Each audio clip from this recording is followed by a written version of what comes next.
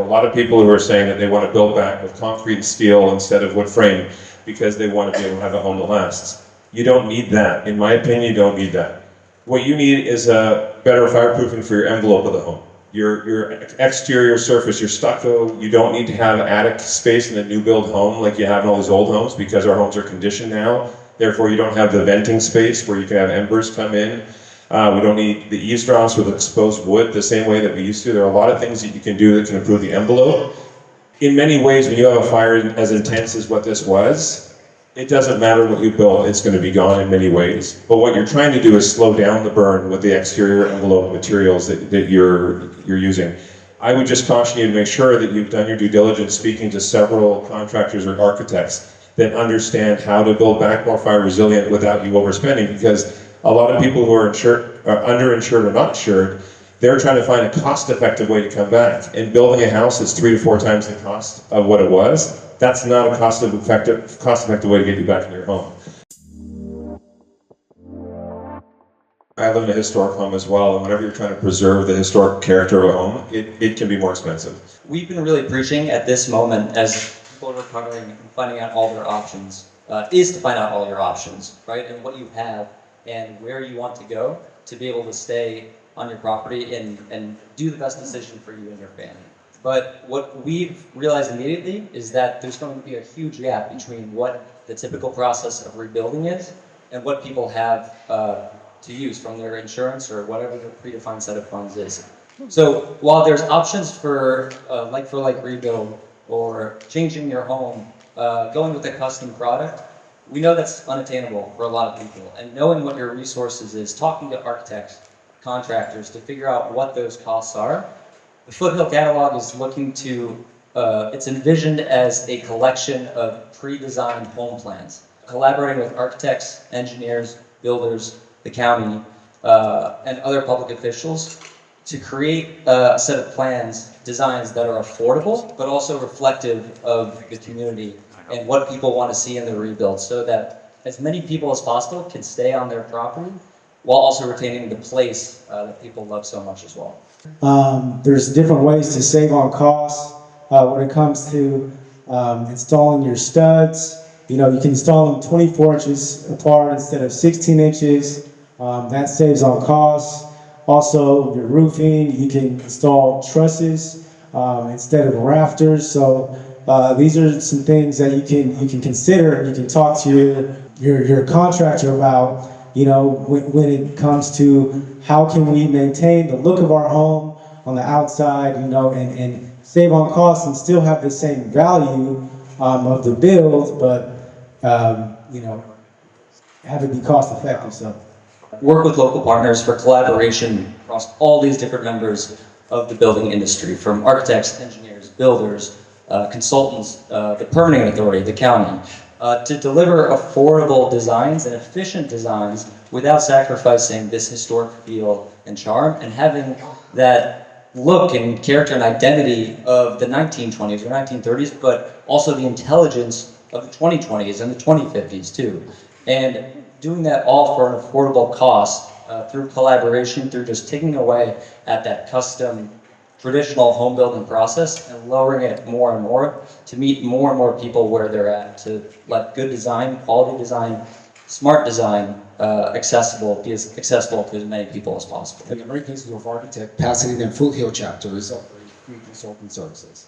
So you can have a meeting with an architect at no cost. You guys should definitely check it out because it's a really cool feature that we offer. When we're talking about knowing all your options, that's who you go to learn all your options and really what you have and what your possibilities are to remain in this community and rebuild for the future. So keep in mind, with the energy code superseding the historic code, there are some things you may have been told before that you can't do that you can do now that will save your family money and make for a healthier home for you guys.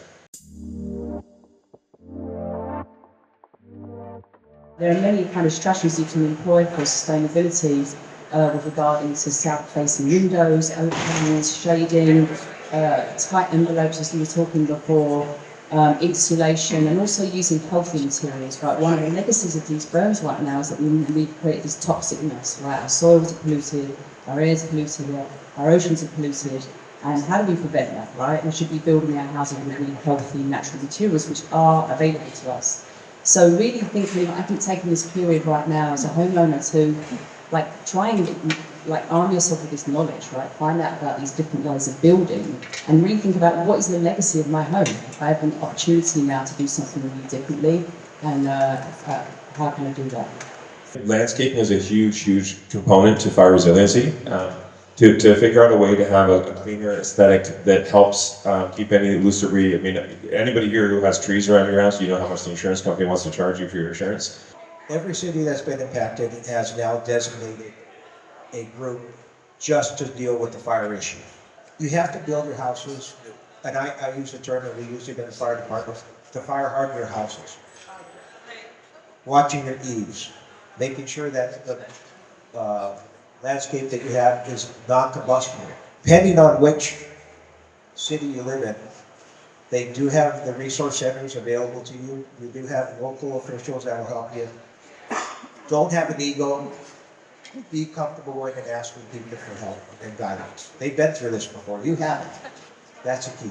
And I think if you look at resources like Rewiring America is a website you can go to that has a lot of information on electrifying your home. And they also have a calculator for how you can utilize any of the rebates or tax incentives. They have different ways to show you how building back smarter and building back electric can actually benefit you financially as well. It can also benefit you on the insurance side as well. So these are things to look at that can help you build your plan as you're building back. Our shows, people will watch our shows on HGTV. They're like, I'm gonna go GC my own project. I can be the general contractor. I'll tackle this, no problem. They don't realize that you're there to protect them, but on top of that, there are all the other professionals that are there to protect them as well, from the architect to everyone else, and also the permitting process for the city is there to protect you. Is there an issue with the system right now, with how the permitting process is? Yes. Is there a backlog because there are so many people improving spaces and there aren't enough people, or they can't afford to have enough people on staff? Yes. So I think any change that can, as long as we're still protected, because at the end of the day, me getting a permit on an improvement with my home isn't just to protect my family, it's the future families that will own that home. We still need that, but there is a better way. I think that most cities are really trying to dig in on that.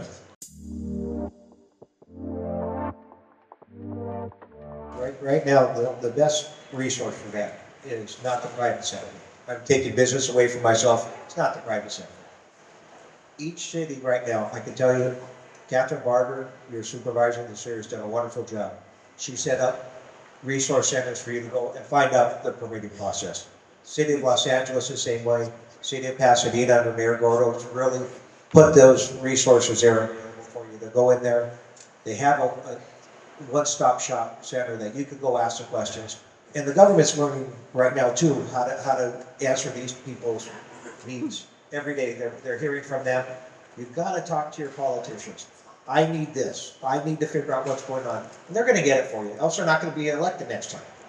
So that's the bottom line. Go ask, and the resources are there. They're assigning people from fire, building safety, planning. They're there for you to go ask the key questions. Don't hire me to go do it. You guys can do it via hotline, via emails. The resources are there available for you. The Santa Monica Mountain Resource Collective is something that they put a handbook together. It's excellent.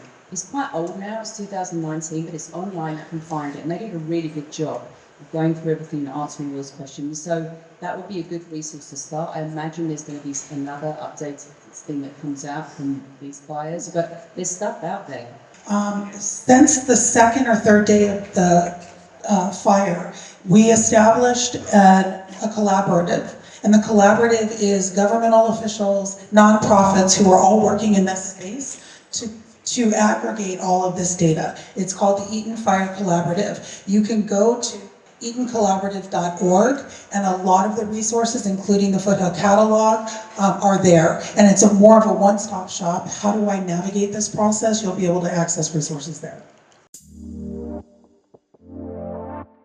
I'll list a few materials that you guys can keep in mind. One of them is cement fiber siding, that instead of stucco. There's fire-resistant stucco out there, but it's more, usually more cost-effective for cement fiber.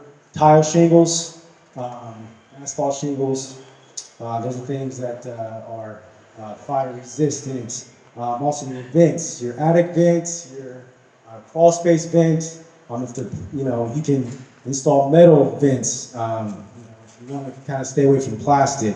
And a fire-rated meshing that you would put in your vents as well. We need to get away from using wood. We need to get away from using wood shingles. Get rid of the wood siding.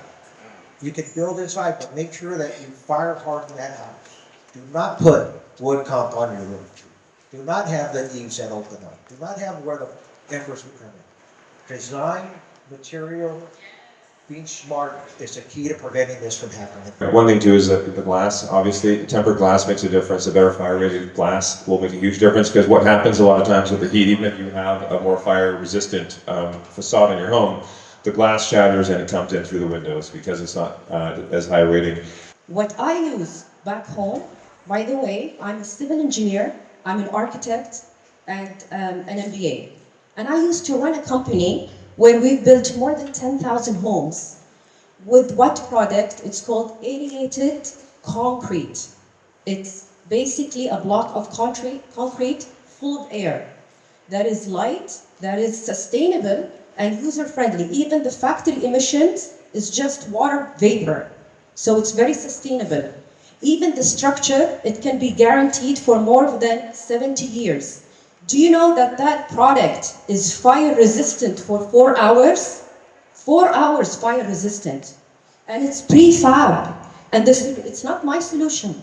It's already out there. It was since the 1920s. It was a patent for.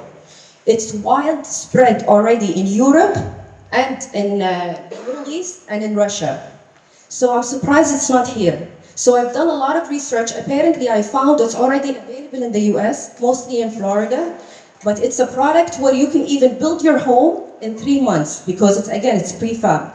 But what we care about is that it's fire resistant, seismic resistant for the earthquakes, and sustainable. Also against molds, and it's very, very user-friendly. Also, it's not the idea that people have it's a box solution. You can actually design whatever you want. Because I'm a civil engineer and I'm an architect, I did design the most beautiful homes with this product.